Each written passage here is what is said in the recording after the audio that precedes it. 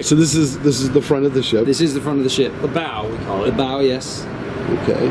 So I understand that when they break the ice, there's like a nice crunching noise. I've not yet had the privilege of experiencing the ice breaking, so I've not been to Antarctica. Right, but I'm sure you heard some things. Yeah, I mean, two people obviously dit on, yes. And of course, people talk.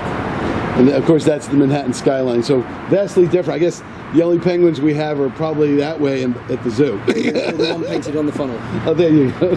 Further back. There you go. Further aft. Yeah, so where we are, what we're looking at. Well, where we are, so we're in New York. We're at Pier 90 in Manhattan. And we're looking at, again, as I've only been here 2 weeks, I'm not that stuck on the equipment. So, starting from the right, you've got engineering information over on that screen there. You can see anything. So it's a dual engine thrust, and you've got pitch adjustable propeller, which you kind of want to keep quite active. So actually the ship goes better at kind of not too slow. Basically, if you're going kind of 4 knots, you're not really stressing the engine enough. Is what I'm again led to believe. So you've got anything from engineering days to radar, but obviously we don't need the radar on at the moment, so I'm not doing anything here with that. Captain's chair. So you would have over here. So this is when you're an autopilot. So when you're at sea, port and starboard, it's literally that easy. You just press right. Okay, so we want our heading to be 118.5. Okay, you want to go further port. Tap tap tap tap tap, or just spin the wheel around, and you can set your direction effectively, and that will do it for you. Again, everything just gyros, headings. It's a lot of navigation kit, so you would have radars on here. You can set to various ranges depending how far out you want to see. You can get your AIS contacts and sort of identify who's doing what out in the water.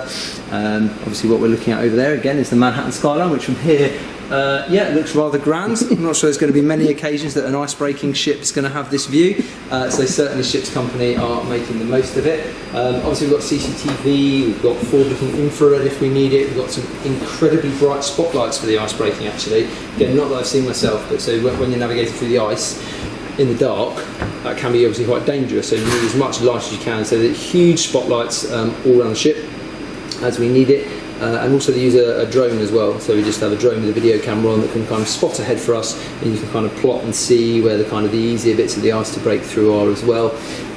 So yeah, side thrusters, so you've got thrusters on both sides to sort of turn, spin on the spot if you need to. Throttle obviously. You know, most people don't realize how challenging it is that you're navigating through ice. Yeah. And by having sort of the drone lead the way, it gives you an edge that they didn't have 40, 50 years ago. Yeah, 100%. Yeah. Or if you even think back to kind of Shackleton's times, much further prior to that. So yeah, I mean, just over kind of this side, much else.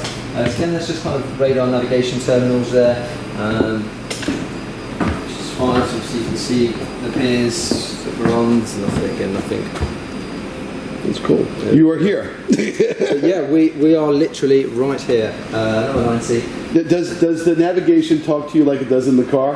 No. But there's a lot of chat on the bridge. Obviously, the way they chat on the bridge is very formatted. There's certain procedures, so when certain things happen, there'll be a particular way you communicate that essentially.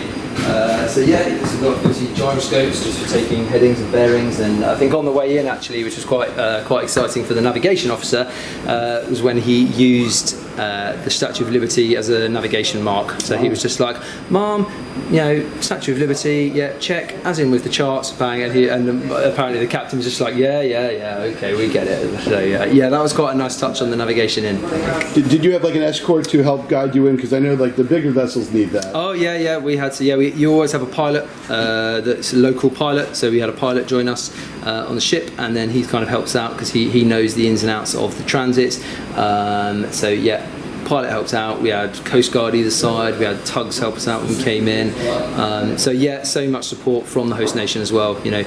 Just to ease that transit down. But I mean, for me, it's kind of the first time I've done it. Once in a lifetime opportunity. Entering New York, entering Manhattan Harbour on an ice-breaking, British Royal Navy ship. What an experience.